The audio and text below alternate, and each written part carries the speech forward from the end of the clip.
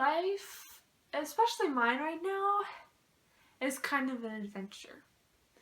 People tell you to do things that you're afraid of, and this is mine.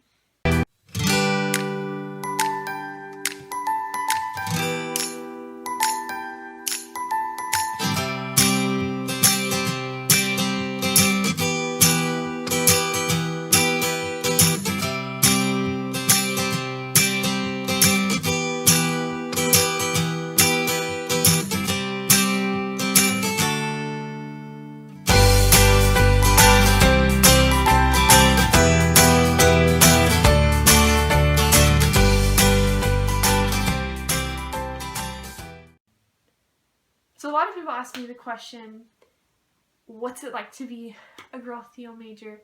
What are your struggles? What are your triumphs? What are your passions? How is it like different than a guy Theo major? But that's actually the second most asked question I get. The number one most asked question that I get as a girl Theo major is, what are you going to do with your degree? And initially I would get upset at people when they would ask me this. Like, well, obviously I'm going to use it. But then as I grew older and as I got into college, it kind of made me think. And one day I was talking to a math major and I was asking her, so what do you want to do with your degree? And then it kind of slapped me in the face. I just asked her the same question I didn't like getting asked. But I asked her because I truly didn't know. And that was kind of a turning point in my view of ministry and being a girl Theo major. It's not something that's typical, no, but a lot of people are gonna have questions, and when we embark upon something in our lives, whether it's like a calling or whatever, you know, we have to accept, even like this YouTube channel that I'm doing, we have to accept that there's gonna be consequences, both positive and negative. And I had to realize I had to accept those consequences. And I realized that a lot of people get asked the same question. No matter what, you like art majors, what are you going to do with that? You know, music majors, what are you going to do with that? And so I kind of had to learn to outgrow that. But this channel is going to be dedicated to the second question. What's it like to be a girl Theo major? It's probably one of my most favorite questions because I get to talk about something I'm really passionate about, something that's really cool to me.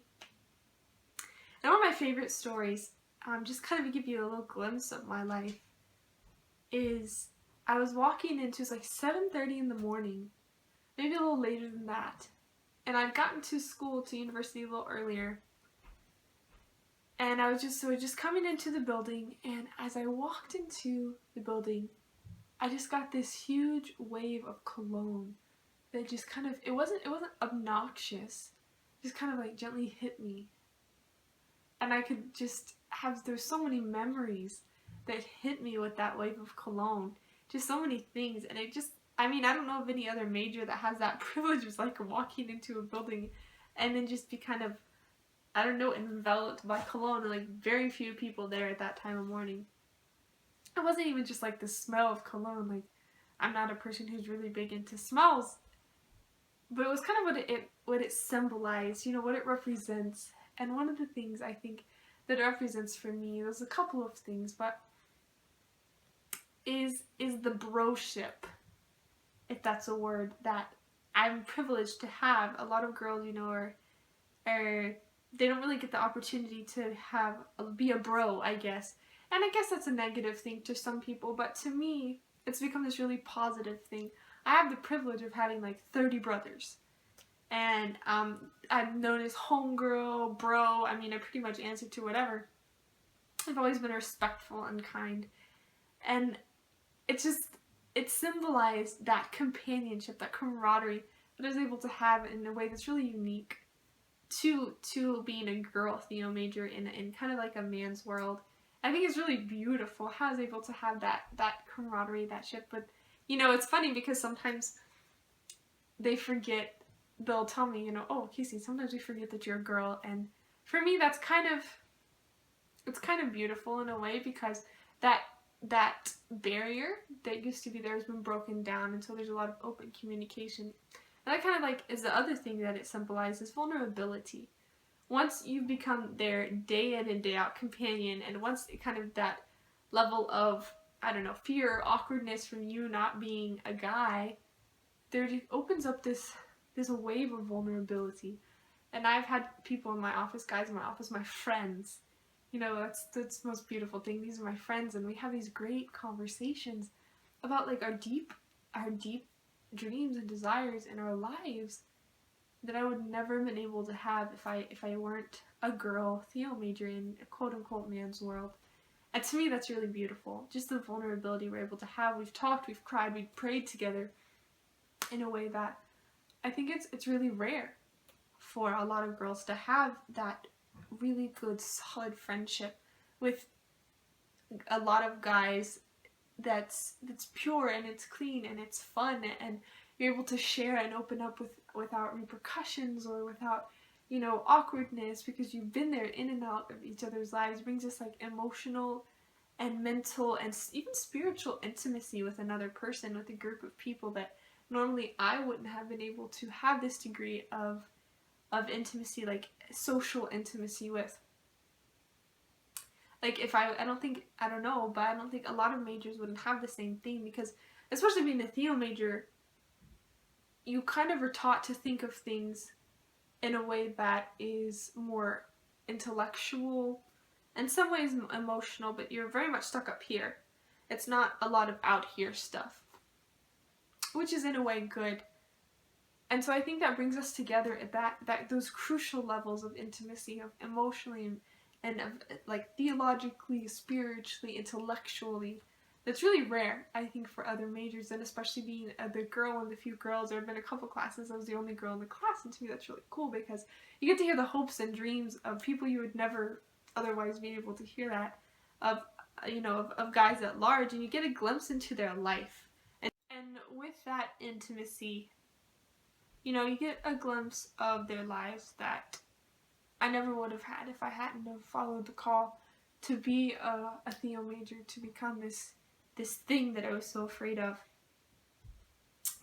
It gets a glimpse into their lives, their personal lives, not just like the lives, you know, their social media lives or their ministry lives, but their personal life. Like, what are their dreams? What are their passions? What are the things that they love? You know, I remember walking into class one day, and I was early, and there were two guys talking in the back about how he'd invited this one girl out, she'd rejected him, and how the way it made him feel. And I was there, and they knew I could overhear, and they just kept talking.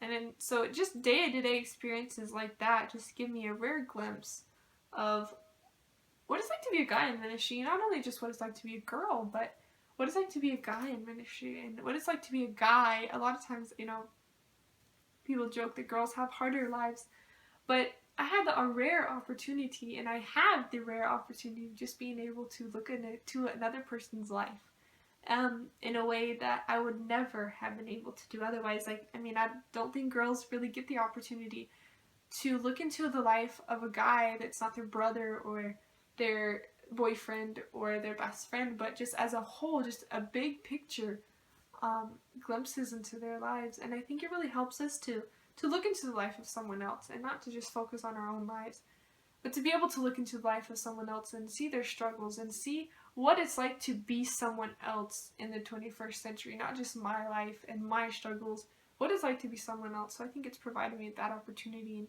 that's what I really symbolize walking through those doors and smelling the cologne. And it symbolizes friendship and this rare privilege that I have to be in the position that I am, especially in the time that it is. And there's so many more stories that I hope to tell you guys, and I hope that we'll journey through those stories together, to journey through what it is to be a girl Theo major in the 21st century in the Adventist church, and is what it's like to be a girl extern at a really tiny conservative church. And there'll be more stories, there'll be funny stories, sad stories. So I hope this has been a blessing to you, and I hope that you'll journey with me and continue to go on this adventure of holiness, an adventure in holiness, and adventures closer to God and to His holiness. So I hope you enjoyed this video, and I hope I'll see you again next week. Hey guys, thanks for watching. I hope you really enjoyed the video. If you did, then click subscribe down below. There'll be a button here and a button there. And I hope that you'll like the video and share it with a girl Theo major or someone you think it'd be a blessing with, So maybe we can encourage the girl Theo Major and the other person just continue on what God has for their lives. And so hopefully we'll see you next week. Don't forget to like, subscribe, and comment your questions. That's another key point. Comment your questions so that I can answer some questions, maybe debunk some myths, and just give you a glimpse into the life of a girl Theo Major.